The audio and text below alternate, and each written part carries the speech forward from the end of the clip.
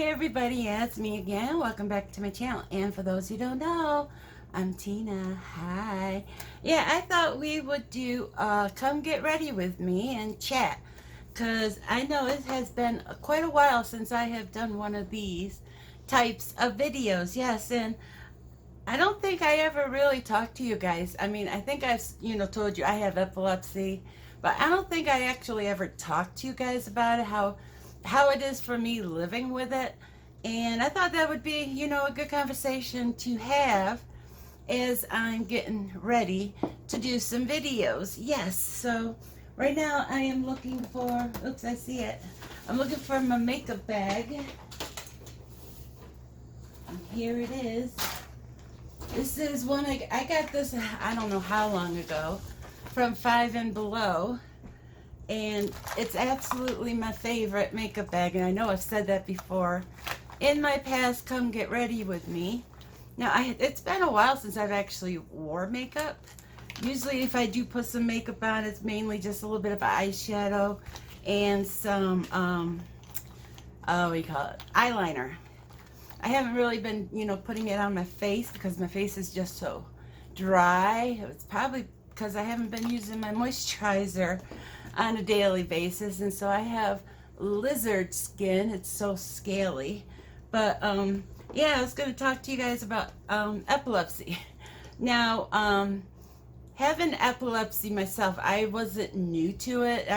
I mean, finding out that I had it, I cried because my dad had suffered with epilepsy for my entire life, his entire life, and he had his as a kid, but I didn't get mine until I was like 16 when I went into puberty, and that's when mine started. I'm not sure, I mean, you probably all have heard the term epilepsy, grand mal seizures, break dancing is what I call it.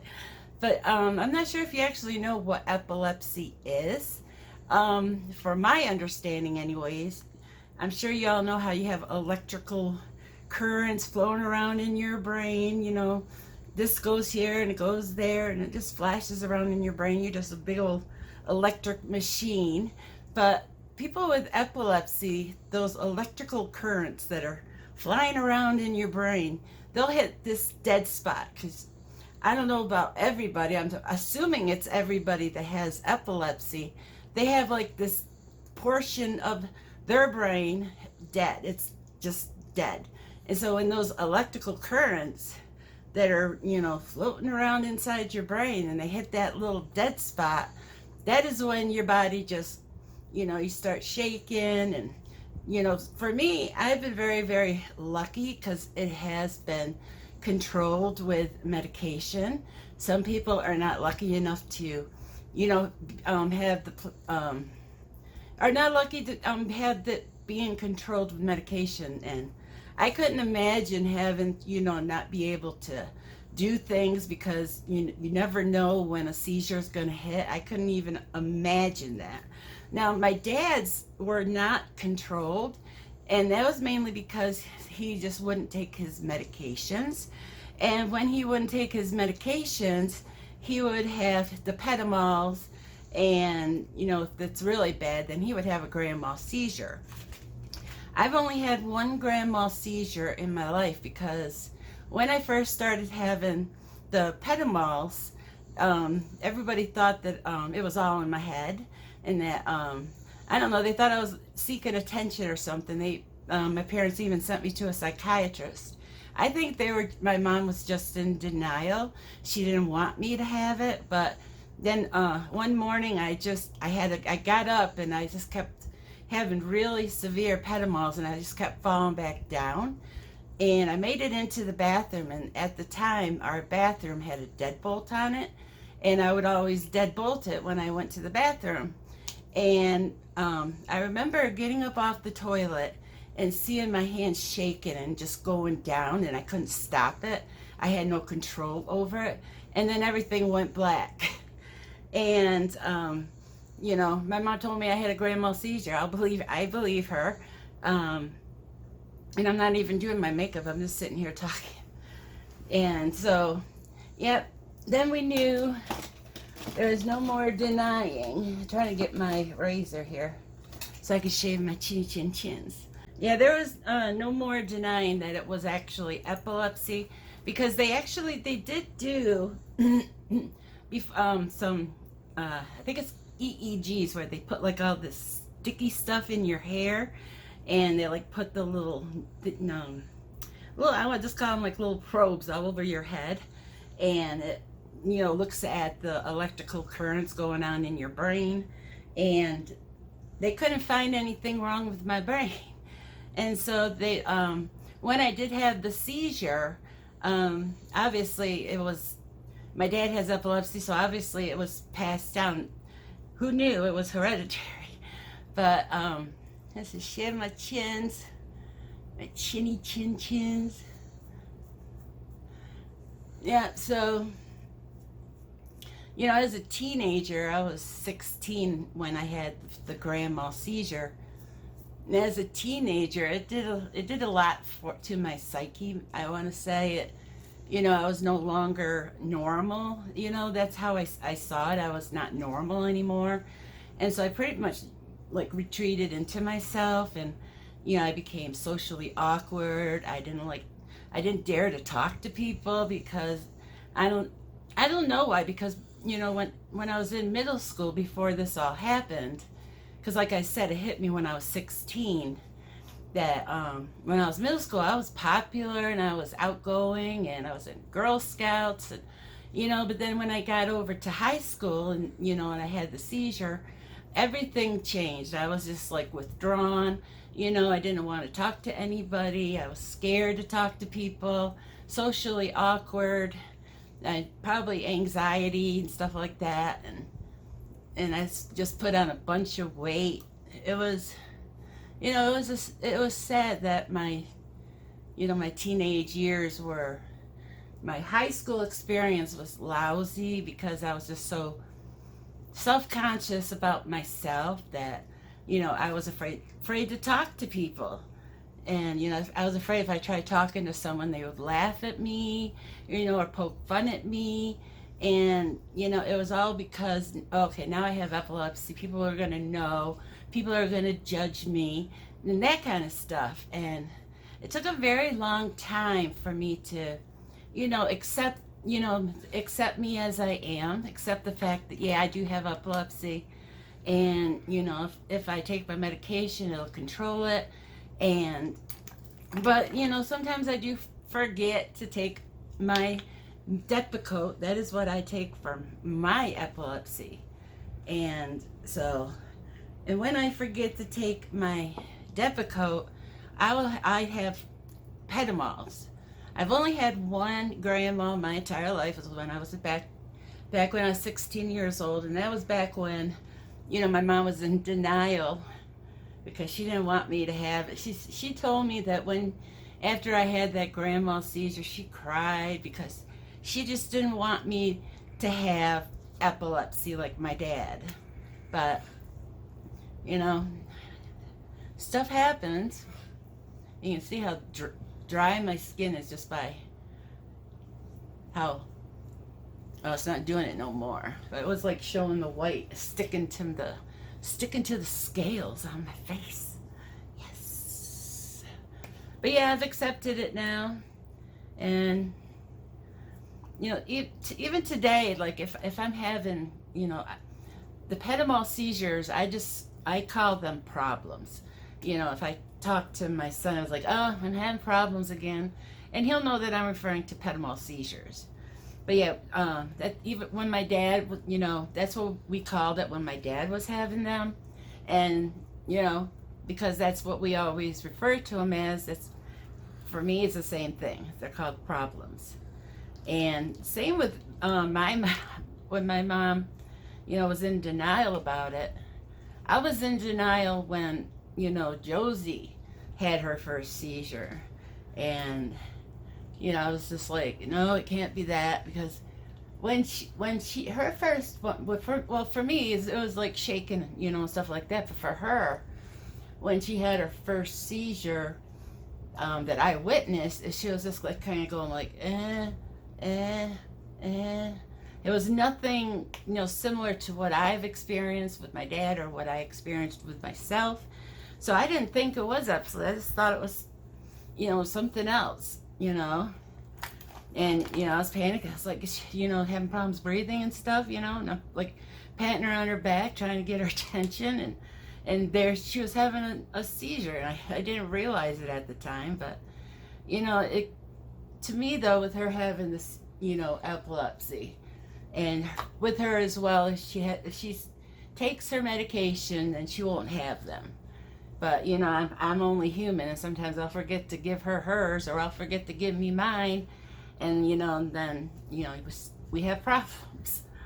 But, living with it, it's when if I'm having petimols, and if it's not family that, witnesses me having them, then I get embarrassed, but if it's like in front of my family, it's just like, oh darn, I'm having them again. And what sucks about it is you when you're having like petimols, you can't do anything, because if you try, just like trying to drink a cup of coffee, I have actually wore scalding coffee because I attempted to try to drink a cup of coffee when I knew I was having them, and it just spilled right down the front of me, and it was so hot, and my skin was like sensitive afterwards because it was probably like 1st-degree burns or something. I was lucky I didn't get like a 3rd-degree burn, but yeah, it was, my chest was sensitive for a few days after that. But yeah, it's just, or I'll like throw the cup. Yeah, I'll just accidentally throw the cup across the room because I can't hold on to it. So when I have when I know I'm having problems, I have a special cup now to drink my coffee in, and it's like one of those cups you would get like at at like 7-Eleven when you want to get coffee, and it has like the top on it, but these ones actually seal, so if I were to drop it, it wouldn't leak out. I mean, maybe a little bit would come out, but not enough to make a big old mess. No, it wouldn't. But yeah, when I was a kid, and I remember if there's something very strange about epilepsy, and this has happened to me a few times. One time I was taking a whole bunch of business courses in high school because I had planned on being an executive secretary, just like my mommy. But I was in accounting, and I was doing some kind of spreadsheet for accounting, and I was trying to figure it out and stuff like that. And then all of a sudden, it was crystal clear to me how I was supposed to do it. There was like, it was like a eureka moment. I was like, oh, I know what I'm doing here. I know why was I struggling a moment ago? And then after that, I'd have a really bad problem. My arms would just, and that was terrible because I was in my class. I was well, I wasn't in the class. I think it was after school, trying to, work on the project, get help with it. And it happened to me another time. I was playing Nancy Drew, the computer game, and one of the games had like a Sudoku, I think that's what they're called, Sudoku puzzle, and you had to do the puzzle to, get to continue on in the game. And so I'm doing this Sudoku puzzle, and I'm having difficulties with it, and then, that eureka moment where, oh, this is real easy. Well, why was I, struggling? And, it was just like the genius moment. That's what I want to call it. And then then I had a really bad problem afterwards. And I think I've only had that happen twice. And I'm not sure if anybody else out there that, may have epilepsy, if they've ever experienced that. But yeah, I thought it was really, really strange that I was like, it was just like everything was clear. I understood exactly what I needed to do with that puzzle. And the same thing with that spreadsheet, when I was in accounting. It's like that dead portion. I mean, I don't know, maybe it was my intelligence maybe the dead portion is my intelligence, and every once in a while that lightning gets right on the edge of it, and it, everything is clear because the rain is gone. But yeah, I'm trying to find my eye stuff that you put on to keep your eyeshadow from, wearing off immediately. And I don't know where it is. I don't know. But yeah, everyday living, now as an adult, now that I'm older, and if I start having problems, then I will stay, like in bed or, in my chair and not walk around much unless, mainly just to go to the bathroom, because I'm older now, and worst thing for me to do is to fall, because if that happens, then I ain't gonna be able to get up again. And I think I told you guys about the, my hospital stay with my leg and stuff, and they were for a whole month, they were not giving me the correct medications for my epilepsy. I take Depakote. They were giving me Depakine. It's not the same thing. Depakote has like valproic acid. Depakine doesn't. And so after a month of taking Depakine, they sent me back. They sent me home, and then I went back, and my mom made sure they were giving me the Depakote, and they were, because I checked it. And when I went back into the hospital, I was having really bad pedamols. Luckily, I was in bed for 2 weeks, because I was having pedamols the entire 2 weeks that I was there. But I'm thinking that day when I fell, because I got out of bed to go to the bathroom, and I lost balance, and I think I had either a slight seizure or I just had a really bad pedamol, because I was, sitting there I was out of it. And I think I told you guys, I was sitting there naked in front of my son and my stepfather, not even realizing what's going on. And, my stepfather's like, get your mother some clothes. And yeah, that was we went over there for Mother's Day, and we were joking about it. And now, it's all in the past. You can laugh at yourself, because it was funny. But at the time, it wasn't. No. But I think I had either a mild seizure or a pedamol, because for a month I didn't have my medications. But yeah, so luckily I was in bed at the hospital for 2 weeks, and I was like drunk, throwing my soda, because I would be having these really bad problems, and I'd like drop my soda, but luckily I had the lid on it so it didn't spill all over the place. It was bad. Let's put some. I just got to do my eyeliner, then I'll be done. Yes.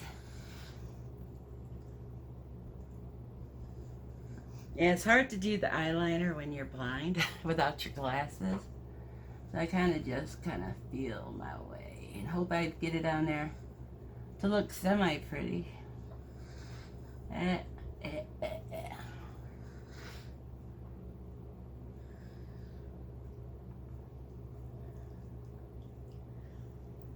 Yeah, this eyeliner is very...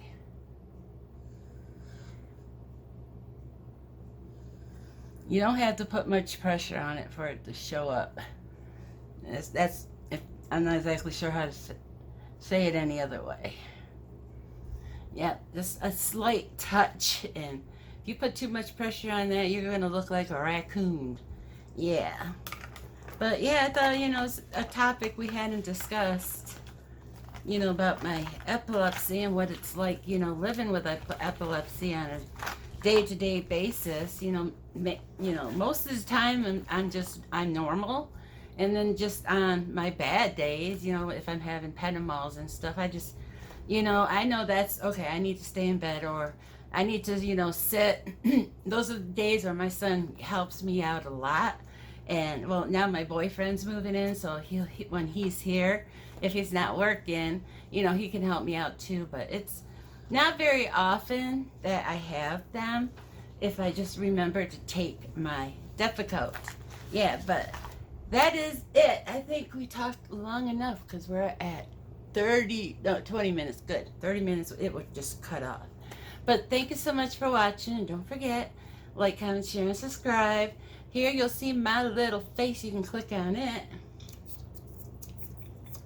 If you'd like to subscribe, up here's a playlist, something I will pick out that I think you'll enjoy to watch. And here's a video that YouTube thinks you'll enjoy. It's right there. Get your finger to point. There we go, right there. Yeah, but thanks again, and I'll catch you all in the next video.